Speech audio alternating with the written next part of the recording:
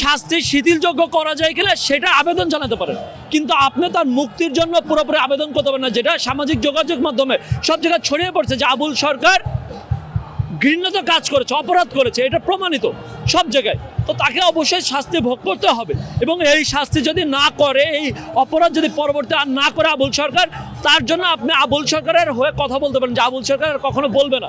আমরা অনুরোধ জানাবো আমাদের বিশিষ্ট ব্যক্তিদেরকে, এই অপরাধকে আপনারা তাদেরকে লাই দিয়ে তাদেরকে আপনারা এই ধরনের তাদের পক্ষ হয়ে কথা বলে মনে হচ্ছে কি এই অপরাধকেরা আপনারা সেই অপরাধ করার জন্য মানুষকে আগ্রহ প্রকাশ করাচ্ছেন। এই ধরনের কাজ করলে সমাজে অপরাধ বাড়বে, কমবে না। তো আমাদের অপরাধ কমানোর জন্য সে যদি আমার আপন ভাই হয় তাকেও শাস্তি গ্রহণ করতে হবে।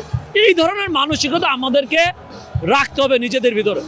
আবুল সরকার যেটা করেছে সেটা সকল মুসলমানদের ধর্মীয় অনুভূতির আঘাত করেছে, কিন্তু আবুল সরকারের যে বিষয়টা সেটা সরকার করবে, প্রশাসন করবে, আদালত করবে। আমাদের এখানে কিছু করার এখতিয়ার নাই। আমরা দাবি জানাতে পারি, কিন্তু আমরা মব সৃষ্টি করতে পারি না। যারা মব সৃষ্টি করতে চায়, যারা দেশের অরাজকতা করতে চায়, তারা কখনোই দেশে শান্তি চায় না। আদালত বিচার করবে।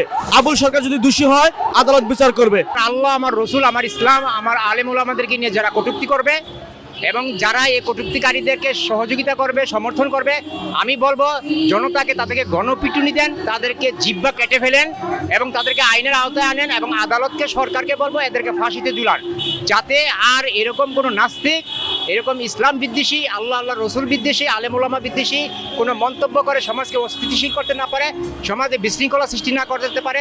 তাই আমি বলবো এই সমস্ত কুলাঙ্গার 1.5 টাকা দামের বয়াতি যারা রাস্তায় রাস্তায় গান গেয়ে তাদের পেট জীবিকা নির্বাহ করে, তাদেরকে শক্তভাবে দমন করা হোক। এটা তো খুবই ইসলাম বিদ্বেষী একটা কথা, যেটার জন্য আইন ব্যবস্থা নিয়েছিল, তাই না? বাংলাদেশের আইন অনুযায়ী তাকে ব্যবস্থা নিয়েছিল, কিন্তু তাকে মুক্তির দাবি কোথা থেকে আসতেছে এটা আমার কল্পনা আসে না। তো যেই করুক, আবুল সরকার দোষ করুক আর অন্য মানুষ দোষ করুক, সবাইকে বাংলাদেশের আইন অনুযায়ী শাস্তি দেওয়া হবে, কিন্তু তার মুক্তির দাবি কোথা থেকে আসে এটা আমরা কখনো কাম্য করব না।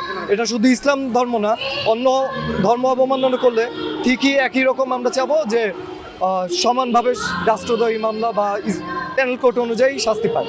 আমি একজন মুসলিম হিসাবে, বাংলাদেশে 95% মুসলিম জাতি আছে, তো মুসলিম হিসাবে আমি এই বাউল সরকারের কথার তীব্র নিন্দা জানাই। কারণ আমরা কোনো অসাম্প্রদায়িকতা এই রাষ্ট্রে চাই না। আমরা আমাদের ইসলামতান্ত্রিক দেশে ইসলামিক যে দৃষ্টিভঙ্গি আছে ওভাবে আমরা চলতে চাই।